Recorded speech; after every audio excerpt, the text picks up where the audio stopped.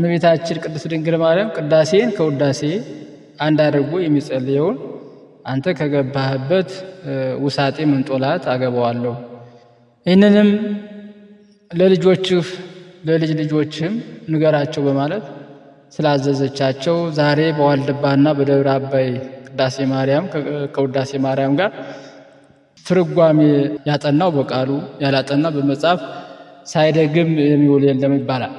ይህ ቃል ኪዳን የተሰጠው ውዳሴ ማርያምንና ቅዳሴ ማርያምን ለሚደግሙና ለሚጸልይ ክርስቲያን ሁሉ እንደሆነ ይነገራል።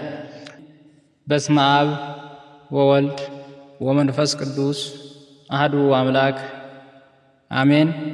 የተወደዳችሁ የልዑል እግዚአብሔር ቤተሰቦች የእናታችን የቅድስት ድንግል ማርያም የአስራት የቃል ኪዳን ልጆች የቅዱሳን መላእክት የሰማዕታት የደናግል የመነኮሳት የቅዱሳን አባቶቻችን እናቶቻችን ወዳጆች በወደደንና ባፈቀረን በልዑል እግዚአብሔር ፍጹም ሰላምታ ሰላም እላችኋለሁ።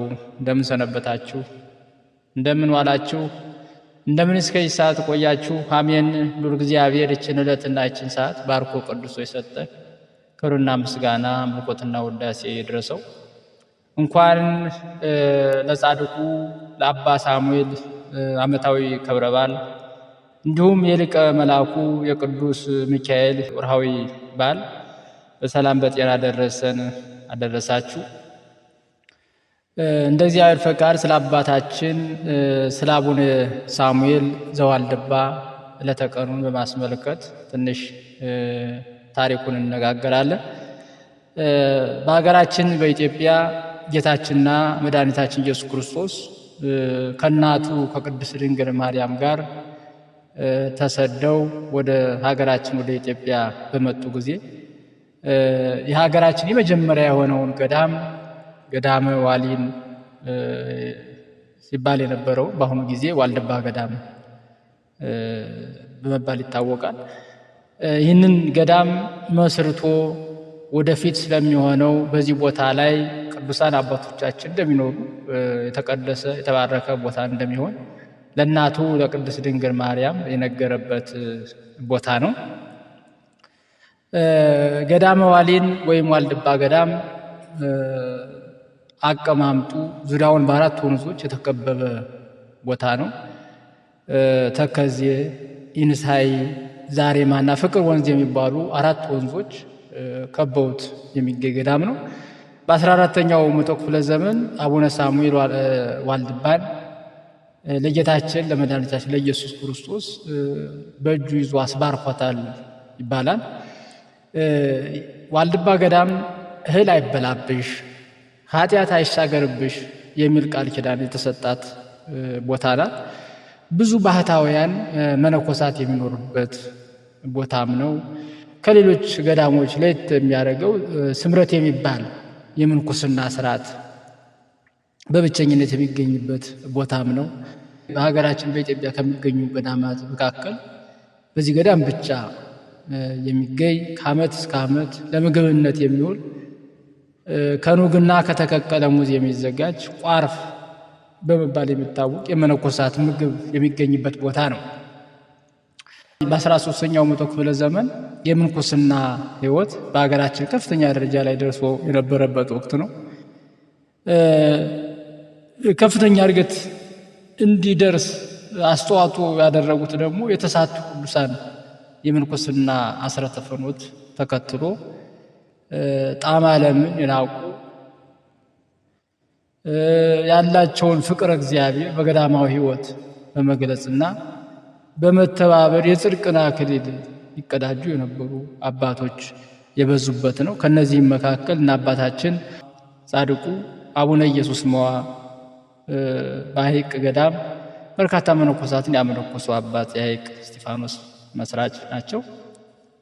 እንዲሁም ጻድቁ አቡነ ተክለ ሃይማኖት የአቡነ ኢየሱስ ሞዐ የቆብ ልጅ ናቸው። እና አቡነ እስጣቴዎስ እና አቡነ መድኃኒነ እግዚእ ዘገዳመ በንኩል እና አቡነ ተክለ ሃይማኖት የቆብ ልጅና የአቡነ ተክለ ሃይማኖት ደቀ መዝሙር የነበሩ እነዚህ ሁሉ አባቶች የነበሩበት ቅዱሳን አባቶች የበዙበት ጊዜ ነበረ። በዛን ጊዜ በእነዚህ ኢትዮጵያውያን ቅዱሳን አባቶች ብዙ ገዳማት ተመስርተዋል። በእነዚህ በተስፋፉት በተመሰረቱት ገዳማትም ብዙ አባቶች ለምናኔ ወደ የገዳማቱ ገብተው በምንኩስና ሕይወት ሲኖሩ የነበሩ አባቶች የነበሩበት ነው። የምንኩስና ሕይወትም እያደገ በዚህ ወቅት የመጣበት ጊዜ ነው ማለት ነው። በዚህም ምክንያት ገዳማቱ የቅዱሳን አባቶቻችን መፍለቂያ ሆነው የኖሩበት ወቅት ነው። አቡነ መድኃኔ እግዚእ ከተማሪዎቻቸው መካከል ብቃት ያላቸውን 12 መናንያን መርጠው አንድ ጊዜ አመንኩሰዋል። ከነዚህ መካከል አምስቱ ከዋክብት በመባል የሚታወቁትን በወሎ ክፍለ ሀገር፣ በትግራይ፣ በኤርትራ አሰማርተዋቸዋል። እንደገና 7ቱን ከዋክብት በመባል የሚታወቁትን ደግሞ እነ አባ ሳሙኤል ዘዋልድባን፣ እነ አቡነ ሳሙኤል ዘቆየጻ፣ አቡነ ሳሙኤል ዘጣሬዛ፣ አቡነ ያሳይ ዘባንድባ፣ አቡነ ዮሐንስ ዘቁርቋ፣ አቡነ ታዲዎስ ዘባልታወር እና አቡነ ያፍቅረነ እግዚእ እነዚህ ወደ 7 የሚደርሱ አባቶችን ደግሞ በኢትዮጵያ ያሉ ክፍላት ሀገራት አብዛኛዎቹን ወደ ጣና ሐይቅ ዙሪያ በጎንደር ዙሪያ ያሰማሯቸው አባቶች ናቸው። አስተምረዋቸው ማለት ነው። በከዋክብትነታቸው የኢትዮጵያ ምድር በትምህርታቸው ጨዋነት ላጣፈጧት በገዳማዊ ሕይወት የቅድስናን የተጎናጸፉ 12ቱ ከዋክብት መካከል ወር በገባ በ12 በየዓመቱ ደግሞ ታኅሳስ 12 ቀን የሚታሰቡትን ጻድቁ አቡነ ሳሙኤል ዘዋልድባ ናቸው። አቡነ ሳሙኤል ዘዋልድባ አቡነ መድኃኔ እግዚእ ከመነኮሷቸው 12 ከዋክብት መካከል አንዱ ሲሆኑ ገድላቸው ፀሐይ ሳሙኤል ዘዋሊ ይላቸዋል። ዋሊ የዋልድባ የቀድሞ መጠሪያ ስሙ ነውና ስለዚህ የዋልድባ መስራች ወይም ደግሞ የዋልድባን ገዳም የገደሙ አባት ናቸው። ዋልድባ ገዳምን ያስፋፉትና ስርዓት የሰሩ ገዳሙንም ያስባረኩት አባት በመሆናቸው ዘዋሊ በመባል ይታወቃሉ። አባ ሳሙኤል ዘደብረ አባይም ተብሎ ይጠራሉ። ደብረ አባይ ቋረፍ መመገብ ለከበደው መናኒ ምግብ የሚመገብበትና የቅዳሴ መምህር ለመሆን ማስመስከሪያ ቦታ ሆኖ የተመሰረተ ነው። ገዳሙን የመሰረቱት አባታችን አቡነ ሳሙኤል በመሆናቸው ዘደብረ አባይ በመባልም ስያሜ ተሰይሞላቸዋል።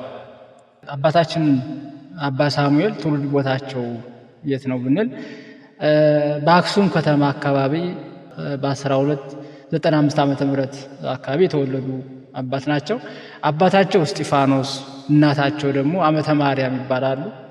እድሜያቸው ለትምህርት እንደደረሰ በአክሱም ጽዮን ከነበሩት መምህራን ከፊደል ጀምረው የቅዱስ ያሬድን ጸዋትወ ዜማና ስርዓተ ቤተ ክርስቲያንን ተምረዋል። ወላጆቻቸው በልጅነታቸው በሞት ተለይተዋቸው ከወላጆቻቸው ሞት በኋላ ወደ ታላቁ ኢትዮጵያ ጻድቅ አቡነ መድኃኔ እግዚእ ዘንድ ሂደው ደብረ በንኩል ገዳም ገብተዋል። በዚህ ገዳም እያገለገሉ በወቅቱ ከነበሩት ሊቃውንት የብሉይና የሐዲስ ትርጓሜ እንዲሁም ስርዓተ ምንኩስናን ተምረው ከገዳሙ አባት በአቡነ መድኃኔ እግዚእ እጅ ከሌሎች 11 ወንድሞቻቸው ጋር አብረው ምንኩስናን ተቀብለው ቆባቸው እንደ አቡነ አረጋዊ የድንጋይ ቆብ እንደነበረም ታሪካቸው ይናገራል። በዚህ ገዳም እህል ሳይበሉ ቅጠል ብቻ እየተመገቡ ይኖሩ የነበሩ አባት ናቸው። እግራቸው እስኪያብጥም ድረስ ለፈጣሪያቸው የሚገባ ስግደት ይሰግዱ የነበረ አባት መሆናቸውን ገድላቸው ይናገራል። በዚህ በደብረ መንኩል ገዳም እንደ ሌሎች ቅዱሳን ወንድሞቻቸው ሁሉ ሌትና ቀን በጾም በጸሎት በስግደትና በቆየም ፈጣሪያቸውን እየለመኑ ቆብ አባታቸው አቡነ መድኃኔ እግዚእን እየረዱ ከቤተ ክርስቲያን አገልግሎት ሳይለዩ ብዙ ገድልና ትሩፋት ሲፈጽሙ የቆዩ አባት ናቸው።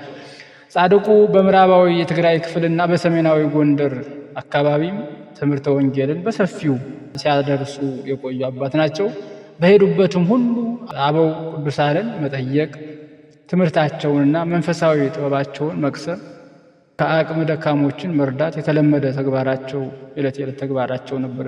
አባታችን አባ ሳሙኤል ከሁለቱ ቅዱሳን ወንድሞቻቸው ጋር በመሆን ከአባ ሳሙኤል ዘወገግና አባ ብንያም ዘታህታይ በየምድር ጋር በመሆን ዝቋላና ምድረ ከብድ ሄደው ከአባታችን ከአቡነ ገብረ መንፈስ ቅዱስ ጋር በተገናኙ ጊዜ ብዙ ታምራት እንደተደረገላቸው ገድላቸው ይናገራል። በኋላም ከደብረ በኩል ወጥተው ወደ ገዳመ ዋልድባ በመሄድ ገዳሙን የመሰረቱ ያቋቋሙ አባት ናቸው። ጻድቁ በትሩፋት የከበሩ አባት ስለነበሩ ያገለግሏቸው ዘንድ የታዘዙ ብዙ አናብስት ይከተሏቸው እንደነበረም ገድላቸው ይናገራል። ከአንዱ ገዳም ወደ ሌላ ገዳም ከአንድ ቦታ ወደ ሌላ ቦታ በሚዘዋወሩበት ጊዜም እርሳቸው በአንድ አንበሳ ተቀምጠው መጽሐፋቸውን እና ዕቃቸውን በሌሎች አናብስት ጭነው እንደነበርም ገድላቸው ይናገራል። አናብስቶቹ ይመገቡት የነበሩት እንደ አባታችን እንደ አቡነ ገብረ መንፈስ ቅዱስ አንበሶች የጻድቁን የእግራቸውን አቧራ እየላሱ ይከተሏቸው ነበር።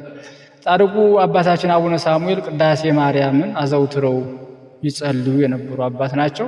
በቅዳሴ ጊዜም ቅዳሴ ማርያምን ሲቀድሱ ከመሬት 3 ክንድ ያህል ከፍ እመቤታችን ቅድስት ድንግል ማርያም የፍቅርን ምልክት ነጭ ዕጣንና የሚያበራ ዕንቁ ሰጣቸዋለች።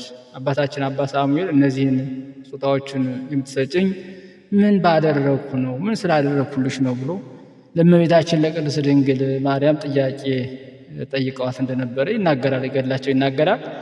እመቤታችን ቅድስት ድንግል ማርያም ዕጣኑ የሙዓዘ ክህነትህን፣ ዕንቁህ ደግሞ የንጽህናህን፣ የድንግልናህን፣ የቅድስናህን ነው በማለት ተርጉማ ነግራቸዋለች። እመቤታችን ቅድስት ድንግል ማርያም ቅዳሴን ከውዳሴ አንድ አድርጎ የሚጸልየውን አንተ ከገባህበት ውሳጤ መንጦላት አገባዋለሁ፣ ይህንንም ለልጆችህ ለልጅ ልጆችህም ንገራቸው በማለት ስላዘዘቻቸው ዛሬ በዋልድባና በደብረ አባይ ቅዳሴ ማርያም ከውዳሴ ማርያም ጋር ትርጓሜ ያጠናው በቃሉ ያላጠና በመጽሐፍ ሳይደግም የሚውል የለም ይባላል። ይህ ቃል ኪዳን የተሰጠው ውዳሴ ማርያምንና ቅዳሴ ማርያምን ለሚደግሙና ለሚጸልይ ክርስቲያን ሁሉ እንደሆነ ይነገራል። ጻድቁ አባታችን የዋልድባ ምድርን እንደ ሞሰብ አንስተው በእግዚአብሔር ፊት እንዳስባረኳት ገድላቸው ይናገራል። ከእርሳቸው በፊት በቦታው የውሃና የቋርፍ ችግር እንደነበረ ታሪክ ያወሳል። ጻድቁ ካስባረኳት በኋላ ግን ወንዞቹና ምንጮቹ በበጋና በክረምት የማያቋርጡ ሆነዋል። የተለያዩ ዛፎችና የቋርፍ አይነት ስራ ስርና ቅጠላ ቅጠሉ ሁሉም ለምልሞ እንደ ልብ የሚገኝበት ቦታ ነው። ዋልድባ ብቻ ሳይሆን ደብረ አባይም አቡነ ሳሙኤል የደረሱበት ቦታ ሁሉ ውሃ የሞላበት በልምላሜና በጽያት ያጌጠ በረከት የበዛበት ቦታ እንደሆነ ይነገራል። አባታችን አቡነ ሳሙኤል 50 ዓመት ሙሉ በዋልድባና በደብረ አባይ በብሕትውና በትምህርት በነበሩበት ወቅት የቆብ አባታቸውን የአቡነ መድኃኒነ እግዚእን መቃብርና በዚያው በደብረ መንኮል የሚኖረው አረጋዊ ባህታዊ መነኮሳት በየጊዜው እየሄዱ ይጎበኙ እንደነበረም ታሪካቸው ይናገራል። ከማህበሩ በተገኙ ጊዜ ቀድሰው እንዲያቆርቧቸው አባቶች ይለምኗቸው ነበር። ይህ ከአቡነ መድኃኒነ እግዚእ እረፍት ከ40ኛው ቀን ጀምሮ እንደዚህ እንደሚያደርጋቸው ገድላቸው ይናገራል። እንዲሁም ጻዕዳ አንባ ከአቡነ ምራዊ ክርስቶስ ገዳም በብርሃን ሰረገላ እየሄዱ ይቀድሱ የነበሩ አባት መሆናቸውን ገድለ አቡነ ሳሙኤል ዘዋልድባ ገድላቸው ይናገራል።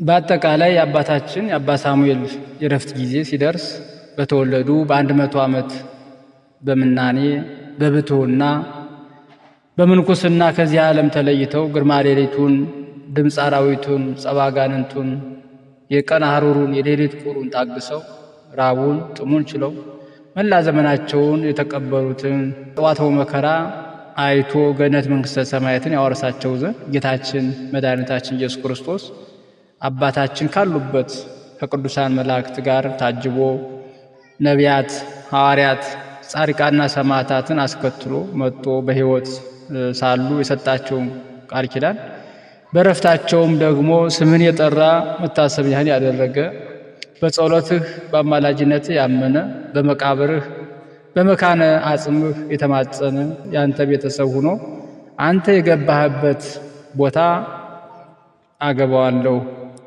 እርስ መንግሥተ ሰማይን አወርሰዋለሁ ብሎ ቃል ኪዳን ሰጥቷቸዋል። ንጽሕት ነፍሳቸው በእደ መላእክት በመዓዛ ገነት ከሥጋዋ ተለይታ ቅዱሳን መላእክትን በነቢዩ በዳዊት ቃል ክቡር ሞቱ ለጻድቅ በቅድመ እግዚአብሔር እያሉ በታላቅ ዝማሬ በይባቤ በእልልታ በሕይወት ወደ ዘላለም የረፍት ቦታ እንዳስገብተዋታል። ጻድቁ አባታችን በተወለዱ በ100 ዓመታቸው ታኅሳስ 12 ቀን ዋልድባ አብረንታርት በተባለች ቦታ ላይ እንዳረፉ ገድላቸው ይነገራል። እግዚአብሔር አምላካችን በአባ ሳሙኤል ጻድቅ ጸሎት ይማረን። የጻድቁ ረድኤት በረከት ምልጃ ጸሎት ከሁላችን ከሕዝበ ክርስቲያን ጋር እንዲሁም ከሀገራችን ከኢትዮጵያ ጋር ይኑር ለዘላለሙ አሜን። ወስብሐት ለእግዚአብሔር ወለወላዲቱ ድንግል ወለመስቀሉ ክቡር አሜን። ከአባታችን ከአባ ሳሙኤል በረከት ጸጋ እንዲያደለን ቅዱስ ፈቃድ ይሁንልን። ይቆየን።